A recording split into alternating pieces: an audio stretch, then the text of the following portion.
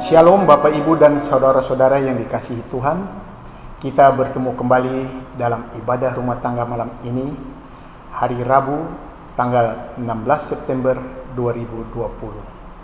Pada malam hari ini kita akan membaca dan merenungkan firman Tuhan yang terambil dari kitab Amsal 9 ayat 10 sampai 18.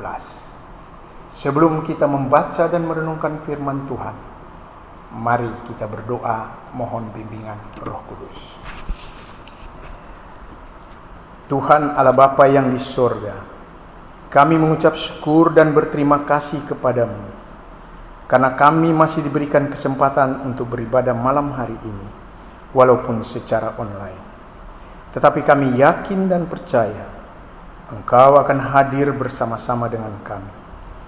Engkau mau siapkan hati dan pikiran kami agar firman Tuhan yang akan dibaca dan direnungkan nanti boleh kami mengerti dan boleh juga kami pakai di dalam kehidupan kami setiap hari sebagai pedoman dan petunjuk yang benar. Berfirmanlah ya Bapa, karena kami anak-anak-Mu sudah siap mendengarnya. Di dalam nama Tuhan Yesus kami berdoa. Amin.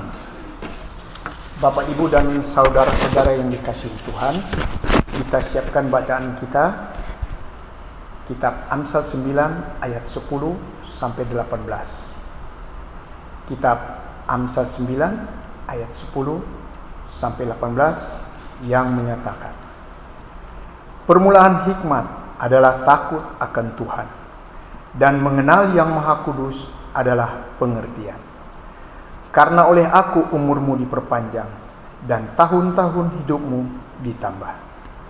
Jikalau engkau bijak, kebijakanmu itu bagimu sendiri. Jikalau engkau mencemooh, engkau sendirilah orang yang akan menanggungnya. Perempuan bebal cerewet sangat tidak berpengalaman ia, dan tidak tahu malu. Ia duduk di depan pintu rumahnya, di atas kursi, di tempat-tempat yang tinggi di kota. Dan orang-orang yang berlalu di jalan, yang lurus jalannya, diundangnya dengan kata-kata, siapa yang tak berpengalaman, singgahlah kemari. Air curian manis dan roti hidup yang dimakan dengan sembunyi-sembunyi, lezat rasanya. Tetapi orang itu tidak tahu bahwa di sana ada arwah-arwah dan bahwa orang-orang yang diundangnya ada di dalam dunia orang mati. Demikian pembacaan kita.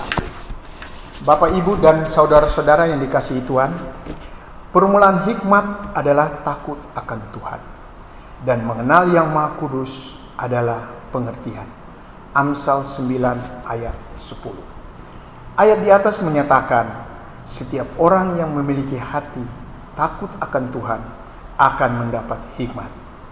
Jadi kunci memiliki hikmat adalah takut akan Tuhan dan juga ketaatan kita melakukan perintah-perintah Tuhan. Pandangan kita sebagai manusia berbeda.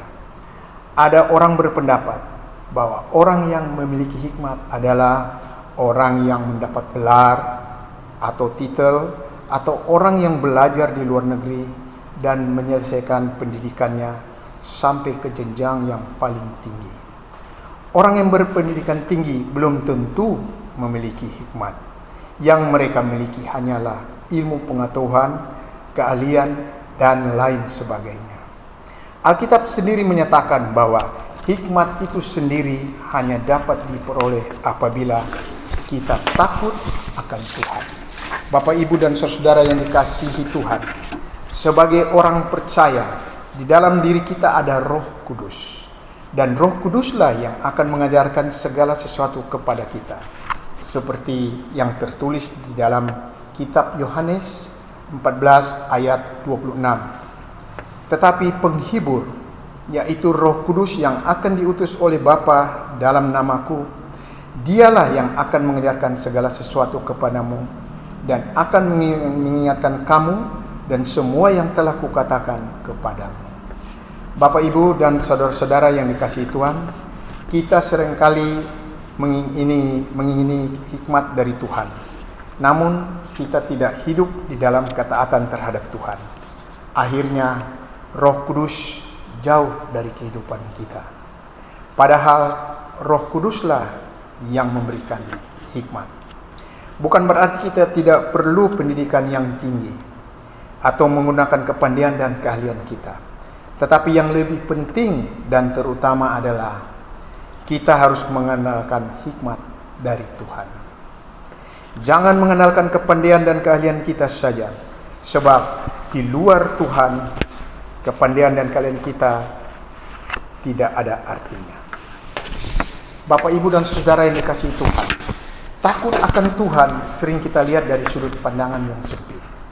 Contoh, takut akan Tuhan adalah kita takut kehilangan berkat apabila kita berbuat dosa. Takut akan Tuhan adalah kita takut masuk penjara. Takut akan Tuhan adalah kita takut masuk neraka jika kita tidak melanggar firman-Nya. Takut akan Tuhan adalah kita takut dihukum. Takut akan Tuhan adalah kita takut kena karma. Takut akan Tuhan seperti perasaan ngeri terhadap Tuhan. Takut akan Tuhan sering dikaitkan dengan lari menghindar darinya. Bapak, Ibu, dan saudara yang dikasihi Tuhan, seharusnya tidaklah demikian. Takut akan Tuhan bukanlah bentuk-bentuk ketakutan dalam artian yang sempit seperti di atas. Tetapi takut akan Tuhan adalah berbentuk perasaan hormat, kagum, dan bersyukur. Takut akan Tuhan berarti kita mengerti bahwa Tuhan tahu apa yang ada di dalam hati kita. Dan kita selalu ingin menyenangkan Tuhan. Kenapa? Karena kita mengasihi Tuhan. Bapak, Ibu, dan saudara-saudara yang dikasihi Tuhan, jika kita mencintai orang tua kita yang telah banyak berkorban untuk menyekolahkan kita, pasti kita pun akan berusaha untuk menyenangkan mereka. Dan kita juga ingin agar setiap yang kita lakukan berkenan di hadapan mereka.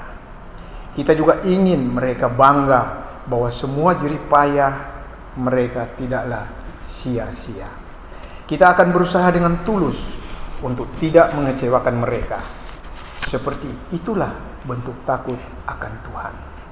Bapak, Ibu, dan saudara-saudara yang dikasihi Tuhan, untuk berhasil di dalam kehidupan ini, kita perlu hikmat agar kita dapat menjadi bijaksana dan matang. Dan hikmat akan kita peroleh dengan menumbuhkan rasa takut akan Tuhan. Mengapa harus takut akan Tuhan? Karena Allah akan membawa setiap perbuatan ke pengadilan yang berlaku atas segala sesuatu yang tersembunyi. Entah itu baik, entah itu jahat. Pengkhotbah 12 ayat yang ke-14. Bapak, Ibu, dan saudara yang dikasihi Tuhan, bukan waktunya sekarang kita hidup dengan perbuatan-perbuatan yang berakibat kita jatuh di dalam dosa. Tetapi kita harus menjalani hidup ini dengan rasa takut akan Tuhan. Sebab segala sesuatu yang kita buat di dunia ini, pada saatnya kita harus bertanggungjawabkan di hadapan Tuhan. Bapak, Ibu, dan saudara-saudara yang dikasihi Tuhan, melalui kitab Amsal 9 ayat 10 sampai 18 malam hari ini, Tuhan mau mengingatkan kita bahwa Tuhan mengasihi kita. Dan karena Tuhan mengasihi kita, maka sudah sepantasnya kita buat yang terbaik buat Tuhan. Karena kita pun mengasihi Tuhan dengan sepenuh hati. Demikianlah firman Tuhan. Berbahagialah orang-orang yang mendengarnya dan mau menjadi pelaku firman Tuhan dimanapun mereka berada. Amin. Bapak, Ibu, dan saudara-saudara yang dikasihi Tuhan, untuk mengaminkan firman Tuhan, mari kita berdoa. Tuhan Allah Bapa yang di surga, terima kasih untuk firman yang sudah kami baca dan renungkan. Biarlah firman-Mu ini tidak berlalu begitu saja, tetapi firman-Mu ini boleh kami pakai sebagai pedoman, bahkan petunjuk yang benar di dalam pergumulan serta aktivitas kehidupan kami sehari-hari. Dan biarlah Tuhan juga mau memampukan kami untuk menjadi pelaku firman Tuhan yang setia dimanapun kami berada.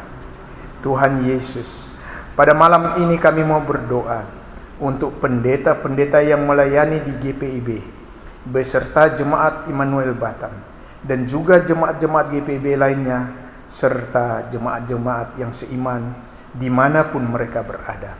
Biarlah Engkau memberkati dan selalu hadir di dalam setiap aktivitas kehidupan dan semua pelayanan yang mereka lakukan, dan juga dalam segala usaha dan pekerjaan, sehingga mereka tetap ada di dalam ketaatan mengasihi Engkau, mengandalkan Engkau, serta takut akan Engkau. Tuhan Yesus, Engkau juga mau menjaga kesehatan kami semua, sehingga di dalam menghadapi virus COVID-19 ini, kami jemaat-Mu tetap taat dan mengikuti protokol kesehatan yang sudah ditetapkan oleh pemerintah. Dan biarlah kami semua boleh melewati masa pandemi ini sesuai dengan perkenaan Tuhan saja. Tuhan Yesus, malam hari ini kami juga mau berdoa buat bangsa dan negara kami, Indonesia. Engkau mau berkati semua pemimpin kami. Engkau mau berkati Bapak Presiden kami, Bapak Jokowi beserta jajarannya, mulai dari tingkat pusat sampai ke tingkat daerah. Berilah hikmat dan kebijaksanaan kepada mereka, sehingga mereka mampu menjalani roda pemerintahan dengan baik. Biarlah semua kebijakan-kebijakan yang diambil dapat dijalankan dengan baik, khususnya di dalam menghadapi masa pandemi COVID-19.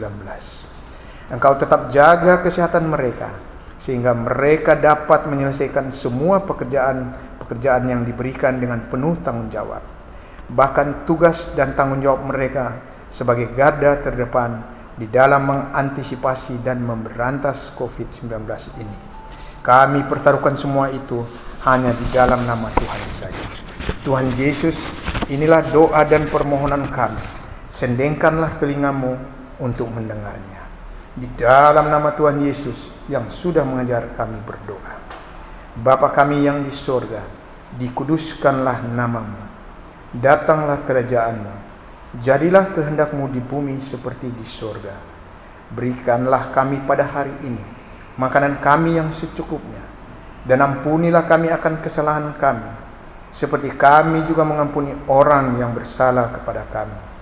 Dan janganlah membawa kami ke dalam pencobaan, tetapi lepaskanlah kami daripada yang jahat. Karena Engkaulah yang mempunyai kerajaan dan kuasa dan kemuliaan sampai selama-lamanya. Amin. Tuhan Yesus memberkati.